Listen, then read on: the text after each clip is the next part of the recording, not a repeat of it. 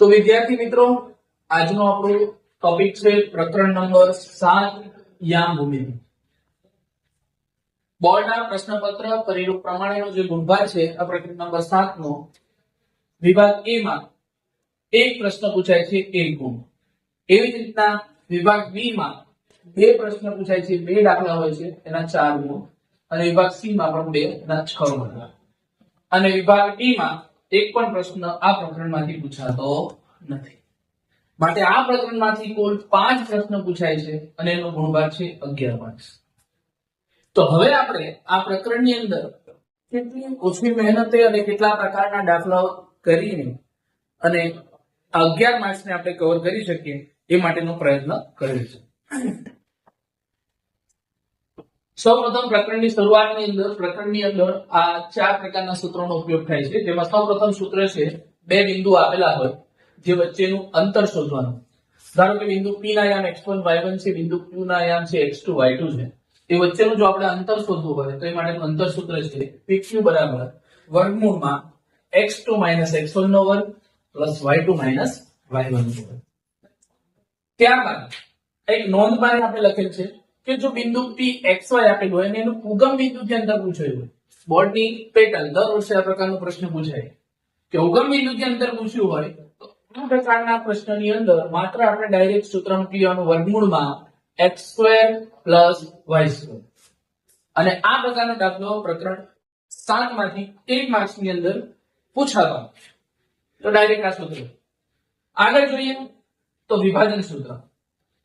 બરાબર, આપણને આપ્યું હોય કે બિંદુ A x1 y1 B x2 y2 ને જોડતા રેખાખંડનું m1 જેમ m2 ગુણોત્તરમાં અંતર વિભાજન કરતા બિંદુ P xy ના યામ શોધો. તો એ માટેનું સૂત્ર છે m1 x2 m2 x1 ના છેદમાં m1 m2 m1 y2 m2 y1 ના છેદમાં m1 m2. અહીં m1 અને m2 શું છે? ગુણોત્તર છે. ધારો કે 1 જેમ 2 ના પ્રમાણની અંદર ગુણોત્તર કરી તો આ m1 m2 લઈશું. એ રીતના આગળનું સૂત્ર આપણે જોઈએ તો મધ્યબિંદુના યામનું સૂત્ર છે. બરાબર, તો મધ્યબિંદુ તરીકે આપણે જો ધારો કે આપણને કોઈ બે રેખાખંડ આપેલ છે, એક રેખાખંડ આપણને આપેલ છે, આના યામ કઈ આપ્યા છે? આપણને નાના પૈકી યામ આપ્યા છે. ધારો કે આનું x1 y1 છે યામ, આના યામ છે x2 y2.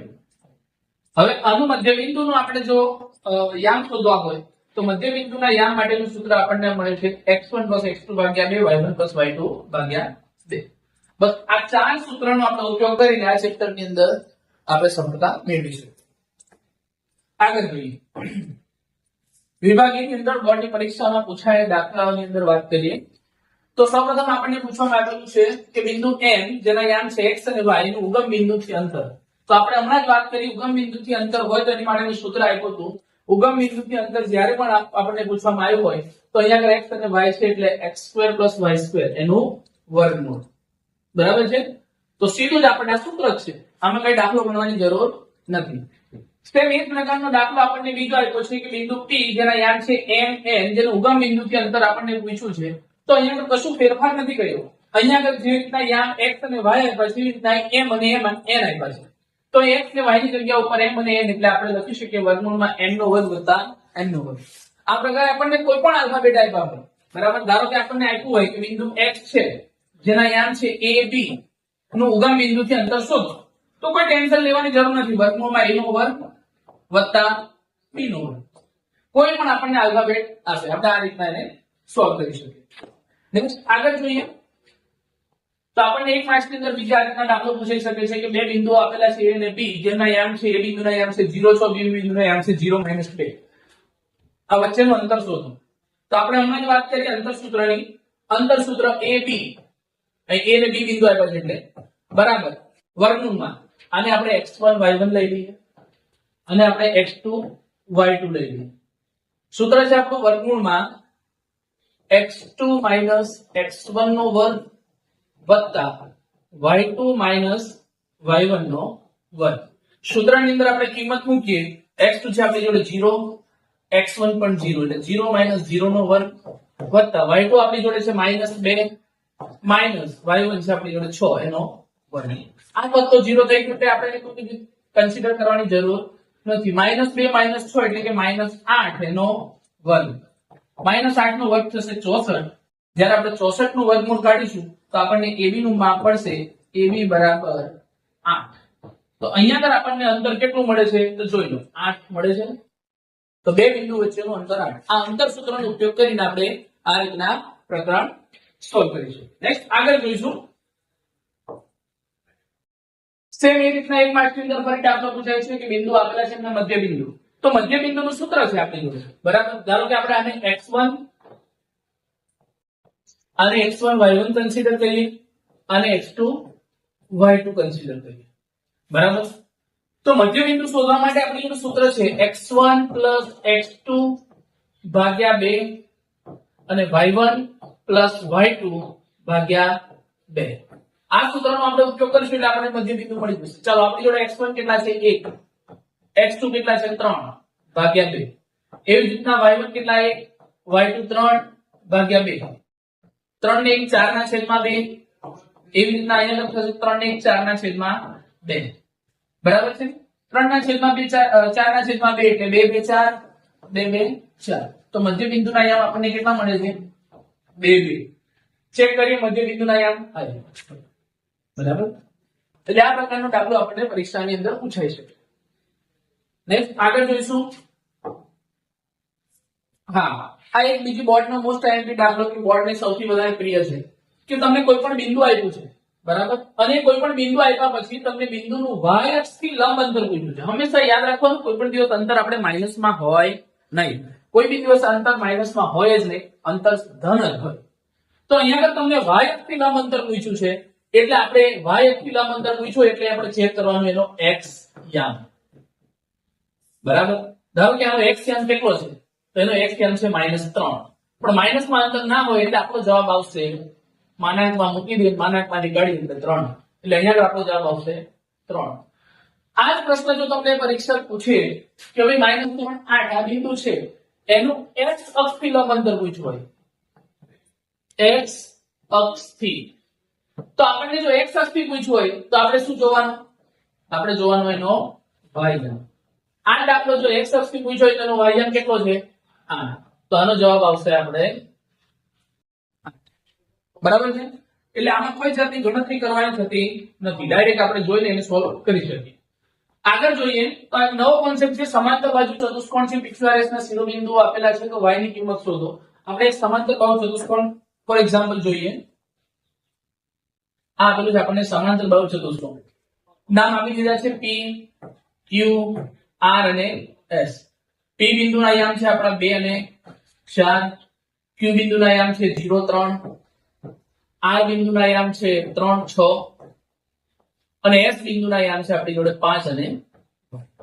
હવે એક કોન્સેપ્ટ આપણા મગજની અંદર ક્લિયર હોવો જોઈએ કે સમાંતર બાજુ ચતુષ્કોણ હોય તો સમાંતર બાજુ ચતુષ્કોણના વિકર્ણો પરસ્પર દુભાગે. તો આનો વિકર્ણ છે PR, આનો વિકર્ણ છે QS. એના જે વિકર્ણ છે પરસ્પર દુભાગે એટલે બંનેનું મધ્ય બિંદુ સમાન હોય. આ મધ્ય બિંદુ સમાન હોય. તો આપણે અહીંયા આગળ મધ્ય બિંદુના કોન્સેપ્ટથી આ પ્રશ્નને ઉકેલી શકીએ કે ભાઈ આને બેનું મધ્ય બિંદુ લઈ લઈએ, બરાબર, અને પછી બંનેના y યામ સરખાવીએ. આપણે y યામ શોધવાના તો સીધા y યામથી સરખાવીએ, બરાબર. આપણે ડાયરેક્ટ દાખલો ગણવાનો પ્રયત્ન કરીએ. આના y યામ છે એટલે y + 3 ભાગ્યા 2 મધ્ય બિંદુ માટે, બરાબર. આનો y યામ લઈએ તો 4 + 6 ભાગ્યા 2. આ 2 2 કેન્સલ થઈ જશે એટલે આપણે જોઈએ y બરાબર 6 × 4 10. આ +3 થી ભાગ જાય તો -3. તો y બરાબર આપણને જવાબ મળી જાય સીધો 7, બરાબર. એટલે આ રીતના આપણે ડાયરેક્ટ સ્માર્ટ વર્ક કરીને પણ માર્ક્સ મેળવી શકીએ. અહીંયા આગળ આપણને એક માર્ક્સની અંદર હેતુલક્ષી પૂછાય એમાં રીતની કોઈ જરૂર હોતી નથી, એટલે આખી રીત કરવાની કોઈ જરૂર નથી. આપણને અહીંયા y પૂછ્યો છે તો ખાલી y યામ સરખાઈને આપણે ગણતરી કરીશું.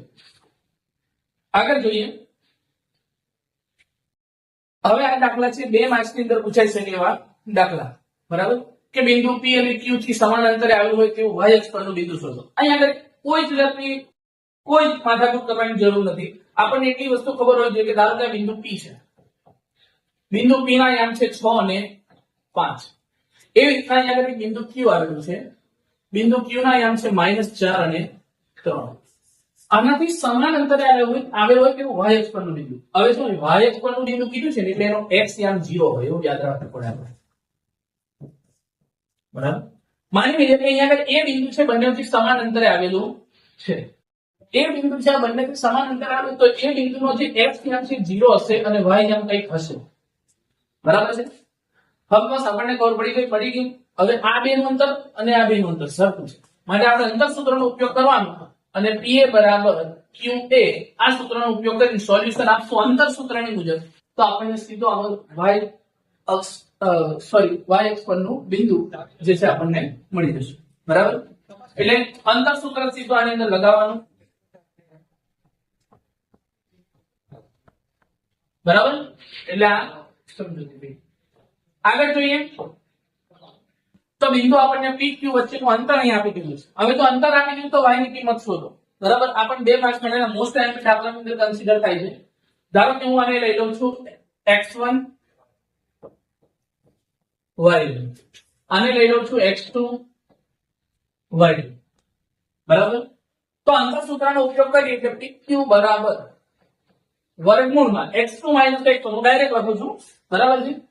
તમારે પરીક્ષાની અંદર જ્યારે પૂછાય તો સૂત્ર લખવું 10 - 2 એનો વર્ગ વત્તા y -3 ભાગ્યા 2. આપણને PQ નું અંતર આપી દીધું 10 એકમ એટલે અહીં 10 લખી દઉં અને આ વર્ગમૂળને આ બાજુ લઈ લઈશ એટલે 10 નો વર્ગ થઈ જશે. 10 માંથી 2 જાય એટલે 8 નો વર્ગ થશે 64 પ્લસ આનું વર્ગની રીતે આપણે વિસ્તરણ કરશું એટલે y નો વર્ગ વત્તા 3 દુ 6y વત્તા 9. અહીંયા આગળ આપણને દ્વિઘાત બહુપદી મળશે. બધું આપણે પેલી બાજુ લઈ લઈએ. બરાબર. આનો વર્ગ થાય 100 64 ને 9 થશે 73 વત્તા y નો વર્ગ વત્તા 6y. બરાબર. બધું પેલી બાજુ લઈ લઈએ એટલે આપણી દ્વિઘાત બહુપદી થઈ જશે y² + 6y. 73 છે 100 પેલી બાજુ જશે માઈનસ છે 73 માંથી 100 જશે એટલે -27 આપણી જોડે રહેશે. હવે આપણે એને 27 ના એવા બે અવયવ પાડવાના કે જેથી એનો ગુણાકાર 27 થાય અને સરવાળો કે બાદબાકી કરીએ તો 6 થાય. તો મારી જોડે છે 9 તારી 27 બે અવયવ પડે છે 9 અને 9 ગુણ્યા 3 9 માંથી 3 જાય તો 6 વધે આપણે. બરાબર. માટે લખી દઉં છું y² + 9y - 3y - 27 બરાબર. બે માંથી કોમન કાઢી આપણે દ્વિઘાત બહુપદી આવી ગઈ છે એટલે આ બે માંથી કોમન નીકળશે y કોમન નીકળે એટલે કૌંસમાં રહેશે y + 9. આ બે માંથી કોમન નીકળશે -3 તો -3 કોમન કાઢીએ એટલે અંદર રહેશે y + 9 બરાબર 0. આપણે ચેક કરવાનું કે આમાં બે કૌંસ સમાન બનવા જોઈએ તો સમાન ના બને તો આપણે એક મિસ્ટેક છે. બરાબર. બે કૌંસ સમાન થઈ ગયા તો એક વખત લખવાના y + 9 અને એક વખત લખવાનું y - 3 બરાબર. બંનેને આપણે 0 સાથે સરખાઈ દઈએ y + 9 બરાબર 0 અને y - 3 બરાબર 0.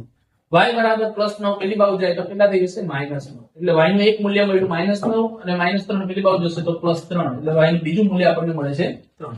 આગળ આપણને અહીંયા આગળ y ની કિંમત શોધવાની અંદર y ના આપણને બે મૂલ્યો મળે છે. બરાબર. નેક્સ્ટ જોઈએ સેમ સમાંતર બાહુ ચતુષ્કોણના ક્રમિક શિરોબિંદુ હોય તો x અને y શોધો.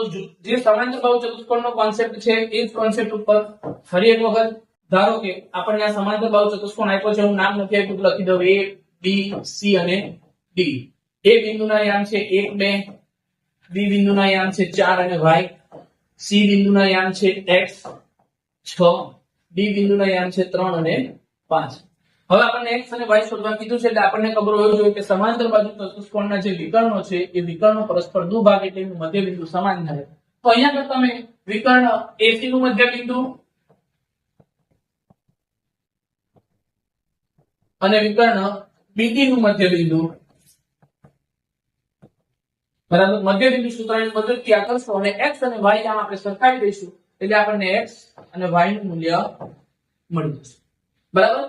સેમ જે રીતના એક માર્ક્સમાં દાખલો પૂછાયો તો એ જ રીતના અહીંયા આગળ બે માર્ક્સમાં પણ પૂછાઈ શકે 3 માર્ક્સમાં પૂછાઈ શકે. બરાબર છે. અહીંયા આગળ આપણને બિંદુ -4 6 એ બિંદુ a અને b ના રેખાખંડનું કયા ગુણોત્તરમાં વિભાજન કરે છે એટલે આપણે અહીંયા આગળ જોઈએ કે વિભાજન બિંદુ આ છે આપણી જોડે આ આપણું વિભાજન બિંદુ છે. બરાબર. આ આપણી જોડે છે x1 y1 લઈ લઈએ અને આપણે x2 y2 લઈ લઈએ. બરાબર. તો વિભાજન બિંદુના યામનું સૂત્ર છે આપણી જોડે x y બરાબર m1 x2 plus m2 x1 છેદમાં m1 પ્લસ m2 એવી જ રીતના m1 y2 plus m2 y1 છેદમાં m1 પ્લસ m.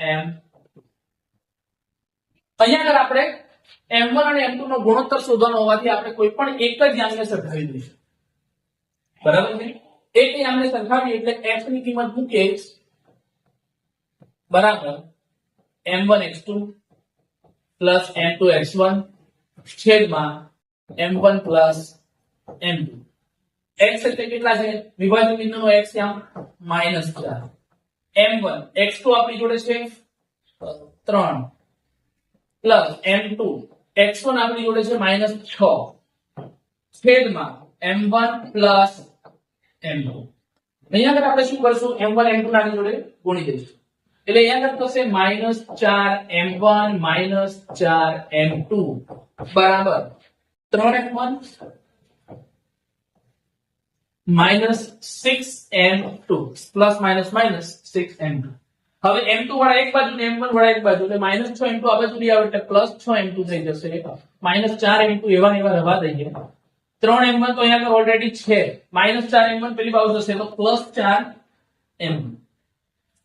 6 માંથી 4 જાય તો 2m2 અને 4 ને 3 7m1 માટે 2/7 બરાબર m1 ના છેદમાં m2 માટે આપણને m1 જેમ m2 જે આપણને મળશે એ મળશે 2/7. તો આપેલ બિંદુ એ 2/7 ના ગુણોત્તરની અંદર વિભાજન કરે છે. આમ પૂછી શકાય. આ 3 માર્ક્સ ની અંદર દાખલો પૂછાય છે. આગળ જોઈએ તો બિંદુઓને જોડતા રેખાખંડના ત્રિભાગ બિંદુના યામ છે. તો અહીંયા આગળ આપણે શું કરીશું? ત્રિભાગ બિંદુના યામ છે બરાબર. ધારો કે આ એક બિંદુ છે અને આ બીજું બિંદુ છે. બે બિંદુને જોડતો રેખાખંડ છે બરાબર. ધારો કે આ A બિંદુ છે, આ B બિંદુ છે. રેખાખંડ છે એના ત્રિભાગ એટલે 3 ભાગ થવા જોઈએ. સરખા 3 ભાગ થયા. ધારો કે આપણે આને x લઈ લઈએ અને આ બિંદુનું નામ છે y. અહીંયા આગળ આપણે ગુણોત્તરનો ઉપયોગ કરી શકીએ. ધારો કે આ x બિંદુ જે છે એ રેખાખંડ AB નું A તરફથી 1/2 ના ગુણોત્તરમાં વિભાજન કરે છે. માટે m1 જેમ m2 બરાબર 1/2 લઈશું. આ રીતના આપણે ગણતરી કરશું ગુણોત્તર સૂત્રની અંદર મૂકીને બરાબર વિભાજન સૂત્રની અંદર તો આપણને આ મળી જશે x ના યામ. ત્યારબાદ તો આપણને x ના યામ મળ્યા પછી આપણે મધ્ય બિંદુનો ઉપયોગ કરીને y ના યામ શોધીશું. શાનો ઉપયોગ કરીને? મધ્ય બિંદુ x અને b માટે બરાબર. એટલે આ રીતના દાખલો આપણે ગણીશું. આ દાખલો પરીક્ષાની અંદર પૂછાય. ત્રિભાગની જગ્યા ઉપર તમને ઘણી વખત પરીક્ષાની અંદર અહીંયા આગળ ત્રિભાગ છે એવી રીતના ઘણી વખત 4 ભાગ પૂછાય. તો 4 ભાગ પૂછાય તો કોઈ પણ પ્રકારે ટેન્શન લેવાની જરૂર નથી. આપણે 4 ભાગ પૂછાય એટલે ધારો કે હું અહીંયા આગળ a અને b બિંદુ લીધા છે એના 4 સરખા ભાગ કરું છું બરાબર. તો આને નામ આપી દઉં x y અને z. તો 4 સરખા ભાગ કરું છું તો અહીંયા આગળ જો આ y એટલે શું? તો કે સાહેબ ab નું મધ્ય બિંદુ. પછી z એટલે શું? તો કે yb નું મધ્ય બિંદુ. અને x એટલે શું? તો કે ax નું મધ્ય બિંદુ. અહીંયા આગળ તો વિભાજન સૂત્રની જરૂર જ ના પડે. તમે મધ્ય બિંદુના સૂત્રનો ઉપયોગ કરીને પણ આ 4 ભાગ બિંદુનો યામ શોધી શકો. આગળ જોઈએ તો બોર્ડની પરીક્ષાની અંદર સૌથી વધારે પૂછાતો બરાબર અને સૌથી વધારે પ્રિય અને સૌથી સહેલો દાખલો એવું કહી શકીએ 2 માર્ક્સમાં 3 માર્ક્સની અંદર આવી શકે તો એવો દાખલો કે AB વર્તુળનો વ્યાસ છે. ધારો કે હું એક વર્તુળ દોરું છું બરાબર. એમાં આ AB એ શું છે? વર્તુળનો વ્યાસ છે. વર્તુળનું કેન્દ્ર છે અને ધારી લઈએ આપણે વર્તુળનું કેન્દ્ર O છે.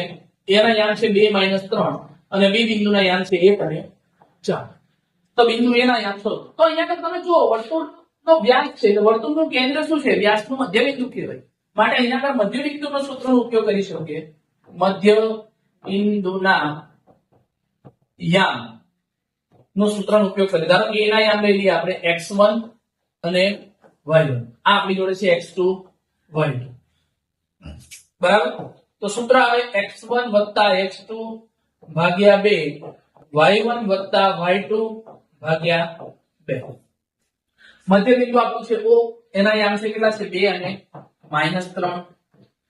એવી રીતના x1 તો x1 જ છે, ખબર નથી. x2 આપણી જોડે 1 છે ભાગ્યા 2. y1 આપણી જોડે y1 છે એ નથી ખબર, પ્લસ y2 આપણી જોડે 4 છે ભાગ્યા 2. અહીંયા આગળ યામોને સરખાવતા, બરાબર. x યામ જોડે x યામને સરખાવીએ એટલે 2 બરાબર x1 + 1 ભાગ્યા 2. આ બાજુ અહીં ગુણાઈ જશે એટલે 2 2 4 +1 આપણે જોયું છે -1 એટલે x1 ની કિંમત આપણને મળશે 4 માંથી 1 જાય તો 3. એવી રીતના જો આપણે y યામને સરખાવીએ, બરાબર, આ રહ્યો આપણો y યામ, બરાબર, તો -3 બરાબર y + 4 ભાગ્યા 2, બરાબર. અહીં ગુણાઈ જશે એટલે 2 તરી 6 કેવા થઈ જશે માઈનસ, બરાબર, અને +4 અમે જો હશે એ પણ થઈ જશે -4 બરાબર y, માટે આપણને y ની કિંમત પડી જશે -10. એટલે એ બિંદુના યામ આપણા છે એ કેટલા થઈ જશે? એ બિંદુના યામ 3 - 10, બરાબર. એટલે આ રીતના આપણે દાખલો સોલ્વ કરીશું. નેક્સ્ટ આગળ જોઈશું. સમબાજુ ચતુષ્કોણ છે એના ક્રમિક શિરોબિંદુ આપેલા હોય તો ક્ષેત્રફળ શોધો. તો સિમ્પલ વસ્તુ કહી દઉં તમને કે સમબાજુ ચતુષ્કોણ છે, હું આ સમબાજુ ચતુષ્કોણ દોરી દીધો, બરાબર છે. નામ આપી દઉં છું, અહીં આપેલા નથી તો A B C D બધાના નામ આપણને આપેલા છે. તો આપણે શું કરવાનું? અંતર સૂત્રનો ઉપયોગ કરીને વિકર્ણ BD શોધવાનો અને વિકર્ણ AC. હવે સૂત્ર છે કે સમબાજુ ચતુષ્કોણનું ક્ષેત્રફળ બરાબર 1/2 ગુણ્યા 2 વિકર્ણોનો ગુણાકાર, બરાબર. એક વિકર્ણ AC એનું મૂલ્ય મેળવી લઈશું, બીજો વિકર્ણ BD એનું મૂલ્ય મેળવી લઈશું અને બંનેનો ગુણાકાર કરીશું 1/2 ગુણ્યા 2 વિકર્ણનો ગુણાકાર, તો આપણને આ રીતના સમબાજુ ચતુષ્કોણનું ક્ષેત્રફળ મળી જશે. તો આ રીતના આપણે મહત્તમ ને મહત્તમ આ પ્રકારના દાખલાઓની પ્રેક્ટિસ કરી અને આ ચેપ્ટરના પૂરેપૂરા ગુણ મેળવી શકીએ. એની અંદર સૌથી અગત્યનું આપણને આ સૂત્ર 1, સૂત્ર 2, સૂત્ર 3 અને આ સૂત્ર 4, આ 4 સૂત્રનો ઉપયોગ કરી અને આપણે બધા દાખલાઓની અંદર સોલ્વ કરી શકીએ. આ 4 થી વિશેષ સૂત્રનો ઉપયોગ કરવાની કોઈ જરૂર છે નહીં. તો આજે આપણે આટલું રાખતા.